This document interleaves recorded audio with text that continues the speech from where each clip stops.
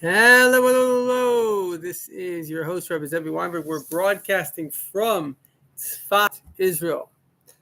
Okay, so today there's going to be a great, amazing talk. It's the class um, of the Rebbe, and effectively, the Rebbe speaks about today, which is a very, very significant day in Jewish history. In fact, it's the day that the Rebbe um, arrived in America. Now, what makes this day so unique and special is that everything in the world, of course, is unique and special. But some things bring light. So, for example, a candle is a great thing, but when you light it up and it causes light in the world, then it's a wonderful thing. And so, a tzaddik is like that candle that brings great light to the world. So, the Rebbe coming to America is a very, very, very, very significant and momentous occasion. And if you think about it, I've mentioned this before, that there was a tzaddik by the name of Yisrael Jacobson who was sent by the Rebbe Rashav, the fifth Chabad Rebbe, to basically pave the way for Chabad to come to America, which is really very prophetic in nature. He said, Yehudach shalach l'fan of Goishna. It's like Jacob sent Yehuda to prepare the way. And it was actually by the Hasidim, the Talmidim of the Alter Rebbe, there was a nevuah prophecy that before Mashiach would come, Hasidus would be replanted in America. Now, remember, America was like a distant country to Europe. It was a boat ride. It was very far off. And yet, that's exactly what happened. So we have to ask ourselves the question, why? Why did Hasidus, the center of Jewish spirituality, end up in Brooklyn, New York? How come Brooklyn, New York became the center of basically godliness for the world? And the reason for that is because actually godliness is most found in the lowest place, not the highest. It's very interesting. Because the higher you go, according to Chassidus and Kabbalah, this is what's called Giluyim, revelations of godliness. But the lower you go, the more you're not dealing with revelation, you're dealing with essence, the thing itself. And I'm going to give you a little example. Imagine you, go to a restaurant, and it's the nicest, fanciest restaurant in the world. So what do you expect to see? You expect to see everything set out beautifully, a waiter coming over to you. Hi, what would you like? What can I get you? You sit down, and there's a menu, and there are 17,000 chefs making your beautiful dish. And they come out, and they elegantly serve it to you. It's a whole, basically, formal thing. I have a cousin, very smart guy, Michal Kazin. He says, home is where you have to get your own coffee. But there's one difference between these two locations. One location, they're treating you like a king. Another location, you have to get your own coffee. They're not even servicing you with a coffee. But the difference is, in one location, you're not welcome unless you're giving them your money. In the other location, you're always welcome for free.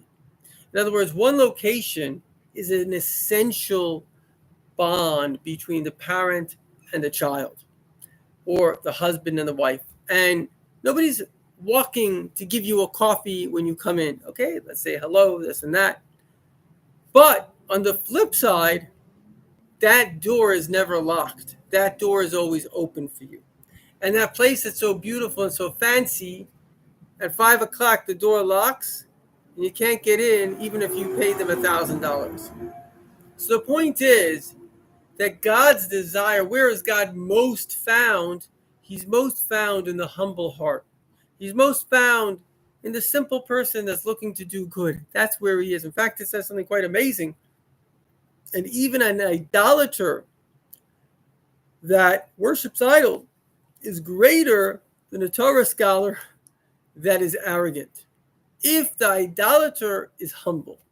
So in humility, in simplicity, in basic truth, that is where God is found. And so coming to America, in fact, the Rebbe said that, I think the previous Rebbe might have said it also, that the American Jews were a ripe territory for Jewish mysticism, for growth. Why? Because they are sincere people. I was a rabbi in a synagogue. Of course, my synagogue is an Orthodox synagogue. We have a mechitza. And a man and a woman, they were touring. And the lady, she didn't come into the synagogue because it was against her policy, whatever. However, she was brainwashed that this is kind of not a feminine thing to do. But I respected her. You know why I respected her? Because she could have not had a policy. She could have not had a value system. The fact that she had a value system and she kept to her value system was a good sign. Now, it could be that her value system was off, but at least she had one. A person that doesn't have a value system, that's a very dangerous thing. That's why Abraham, when he went down to Egypt, he said to his wife, say that you're my sister, because he realized they don't have a value system here. They just do whatever they want to do. And that's the job of Judaism. In fact, the Baal Shem Tov, if he had a wagon driver, most of the wagon drivers were not Jewish, and those days when they would go by a church, they would cross themselves. If he wouldn't cross himself, the Baal Shem Tov would get off the wagon. Not that he cared if a Gentile crosses himself. But he said if the guy doesn't have fear of God, he's not afraid of God, he's not afraid to do anything to man. And that's one of the big problems in life, and one of the things the Rebbe came to rectify. Science is baloney when it comes to morality. Einstein said this very clearly. Science cannot lead. Science has nothing to say about ethics. Science is simply what temperature does water boil on. It's a kind of mathematical equation. It has nothing to do with the deeper question, is what should I be doing with water? Should I be boiling it? What am I using the water for? Is it meaningful? Is it not meaningful? In other words, the field of Judaism, of the Torah, is about what's right and what's wrong. Of course, there's a lot of science there. But ultimately, Judaism is about ethics. It's not about science. And science is about the discovery of how things operate. And it's not about ethics. And those people that try to use science as an excuse, we have this other philosophy. You don't have a philosophy. It doesn't have a philosophy. It's simply an observation. It's like saying art is a philosophy. It's not a philosophy. Art is here to make things beautiful. Music is a philosophy. It's not. Music is to make you feel good through beautiful music. A mountain. A mountain's not a philosophy. It looks good. Maybe you want to climb it. But it's not a philosophy. It's not an ethical system. And so what's happened in our generation, which has happened many times before, is when people don't want ethics, when they just want to be perverted and into anarchy, so they say, we're smart people, we have science. Actually, the science has nothing to do with ethics. And if you continue in this direction, the ethics is what creates the moral fabric that allows you to do science, that allows you to have freedom. All empires fell not because they weren't wealthy and capable. It's because they became indulgent and not wanted to follow the ethical system that brought them the unity which allowed the prosperity in the first place. So I just want to conclude with one idea. Thanks for the thumbs up, whoever gave the thumbs up, and welcome to everybody that's here. And the one idea is very, very simple. This is really from the Rebbe. What we're doing here in this planet is we're living godly lives. I just saw today, my wife, she happened to write the Rebbe, could open a book of letters of the Rebbe, really a very profound message, extraordinary message. I never saw the Rebbe say this before. And it's just so profound. It seems like there was a lady that was complaining about her lack of spiritual highs. A lot of us have this complaint. We've become spiritual people, and sometimes we're just not feeling it. I'm not feeling it. So you know what the Rebbe said? Something extraordinary. He said, a person needs a spiritual high in order to get inspired. But the goal of inspiration is not to remain inspired. The goal is to transform your daily behavior. That instead of acting animalistically and selfishly, you're acting in the will of God, in goodness and kindness and growth in Torah and mitzvahs. That's the goal. And if you don't create a daily schedule in which you behave according to the will of God, this is what's called Ratzoi, the desire for God, and Shuv, the return to do his will, then your high was like a death. It took you out of this reality. And that's why a lot of times, ironically, religious or spiritual people can be disengaged even more than secular people from what they're meant to be doing in this world, which is goodness and kindness. Because literally they have this drug called spirituality or religion, and they've gotten high on the drug. That's not the goal of God. The did not create the world that it should be a place of anarchy created it that it should be a place of civilization where people can get along and you can go to your job and hopefully get married and have a spouse and hopefully have children. You can literally live a life of meaning in this world. And that's why the Rebbe had to come to America, because he was kind of very unique in his ability to not see a separation between science and God and the Torah, between the world and God. There wasn't a separation here. This world is God's playground. It's where he wants to be.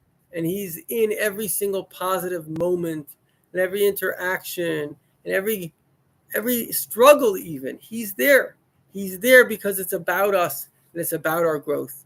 So thank you so much for watching.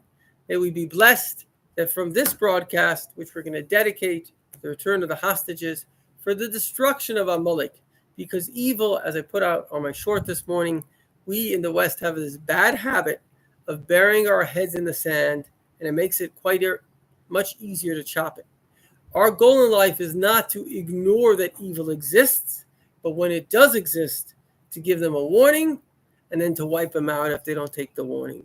Because evil, and certainly Islam, has proven that it cannot be trusted. It breaks every agreement. Just today, they made an agreement, and within 3 hours, they broke the agreement.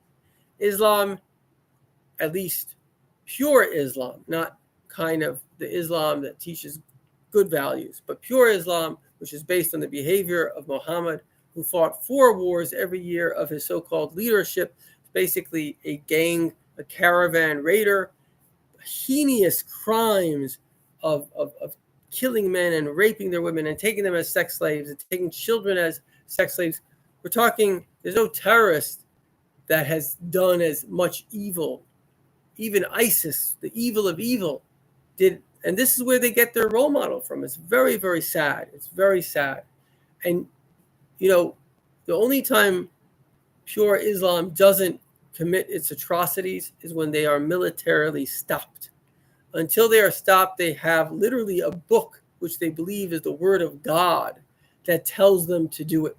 And nothing that we can say, and no deals that they can make. Why did Obama make a 10-year deal originally with Iran? Because the maximum amount of time they're allowed to make a fake deal. They even have a word for it, which is just an opportunity to strengthen themselves like Muhammad did in order to attack again. According to Islam, according to pure Islam, there is no place in this world that is not under battle with Islam unless they follow their version of Sharia law. It's simple. There can be no peace with Islam because Islam has declared war on everyone, as opposed to religions, every religion, let's just use Judaism, Christianity, that says, I have an idea. If you buy into this idea, you become a Jew or a Christian. Maybe there's some rituals, but that's basically what it is. Islam says, besides the idea, there's also a mandate to conquer the entire world. And it also looks at the people that are not part of the religion, not in a benevolent eye, but they are infidels and they're kafirs, and you can chop their heads off. And this is the reality that we're living in. So we have to finish the job. We have to kill Khomeini.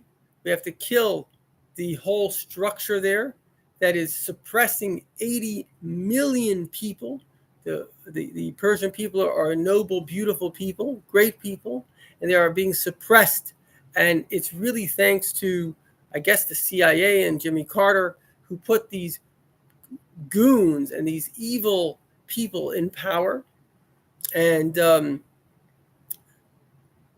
don't know if it's the CIA, maybe they helped Jimmy Carter, but it's definitely Jimmy Carter that allowed this to happen. I believe it was the Shah, the previous king, didn't do some kind of oil deal, or he wanted to nationalize the oil. So this is what they did. And instead we got terrorism all over the world, institutionalized state-sponsored terrorism all over the world. And so in conclusion, Israel has to go into Damascus. They have to literally put down the pride of Arab terrorism, because that's all it is. It's a delusional hatred. And, Western countries and Russia, countries that are trying to help people that the only reason they want to bomb is because they believe that when the world will be filled with blood up to a horse's knee, the Messiah will come. This is definitely um, an unbelievable, an unbelievable um, stupidity.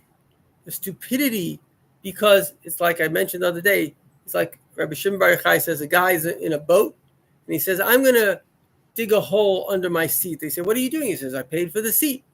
So anybody, I don't know which organization or which country that's helping Hezbollah, Iran, and the documents have come out that the Democratic Party has basically become the largest sponsor of terrorism in the world.